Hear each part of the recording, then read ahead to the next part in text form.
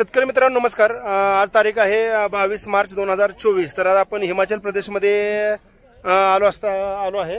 तर या ठिकाणी आपण सफरचंदच्या बागा बघितल्या। तर माझ्या पाठीमागे तुम्ही ज्या बाग बघताय तर हे आता सध्या रेस्ट पिरियड इथला चालू आहे आणि आपल्या ठिकाणी आपल्या भागात जे हॉट क्लायमेटमध्ये सफरचंद येतं मग त्यामध्ये हरिमन 99 असू द्या, अण्णा असू द्या, गोल्डन डॉर्सेट असू द्या, बऱ्याच व्हरायटी ज्या मोठ्या प्रमाणावर आपल्या महाराष्ट्रात जिथे टेम्परेचर 40, 42, 45 असते त्या ठिकाणी पण लागवड केली जात आहे। आणि लागवड करत असताना आता आपल्याला लागवड केली पण ॲक्च्युली सफरचंदचं झाड दिसतं कसं किंवा होतं कसं किंवा ते छाटणी कशी असते ते प्रॅक्टिकल गोष्टी कोणाला माहीत नाहीत। तर त्यासाठी ते दाखवण्याचा प्रयत्न आज आपण इथं करतोय।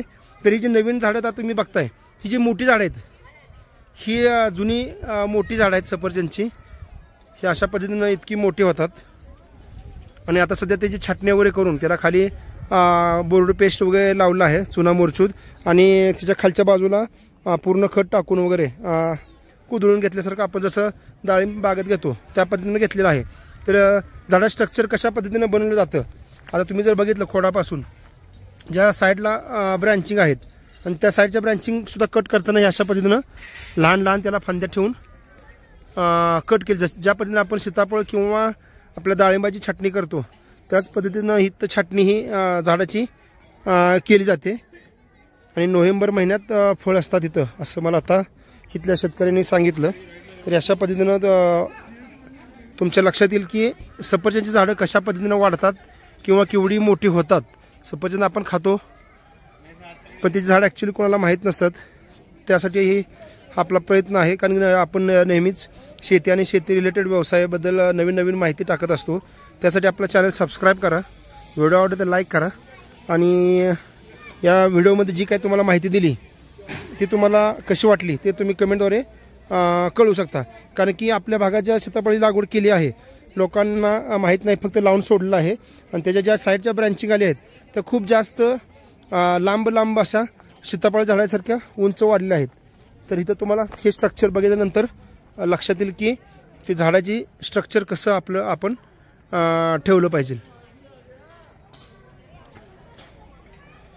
तर हे झाड लावल्यानंतर मला वाटतंय हिथून लावल्यानंतर हा इथं पहिला कट मारला आहे, कट मारून त्याच्या साईडला ह्या 3-4 ब्रँच घेतले आहेत, त्या ब्रँच पण नंतर परत इथे कट मारलेला दिसतोय, इथं परत कट मारलेला आहे।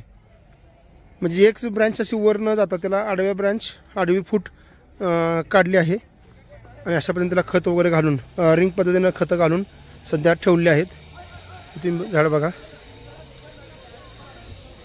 तर आपला नक्कीच प्रयत्न असेल एकदा ज्यावेळेस झाडं फळावर असतील त्यावेळेस पण आपल्याला सफरचंदची झाडं कशी दिसतात किंवा त्याला फळ नक्की कोणत्या फांदीला येतं, कसं येतं, एका ठिकाणी एक फळ येतं, 2-2 येतं की घसानं येतात, हे सगळं दाखवायचं आपला नक्की ते प्रयत्न असेल। त्यासाठी आपलं चॅनल सबस्क्राईब करून ठेवा, तुम्हाला नक्की त्याबद्दल माहिती मिळेल। धन्यवाद। आणि लागवड अंतर जर बघायचं झालं तर आता तुम्ही जर बघितलं ही झाडं किती मोठी होतात आणि कशी मोठी होतात त्या पद्धतीने लागवड अंतर आता आपल्या भागात बरेच जण हाय डेन्सिटी पण करत आहेत, कोण 5 फुटावर कोण 6 फुटावर। तर नक्कीच लागवड अंतर पण थोडं लांब ठेवणं गरजेचं आहे। आता ही जर लागवड बघितली ही जवळजवळ 8-8 फुटावर इथली झाडं लावली आहेत। जुन्या बागेतच त्यांचं नवीन बाग परत त्यांनी तयार केली आहे। तर सर्वसाधारण 8 बाय 8 ही अशी इथं लागवड केलेली आहे। धन्यवाद।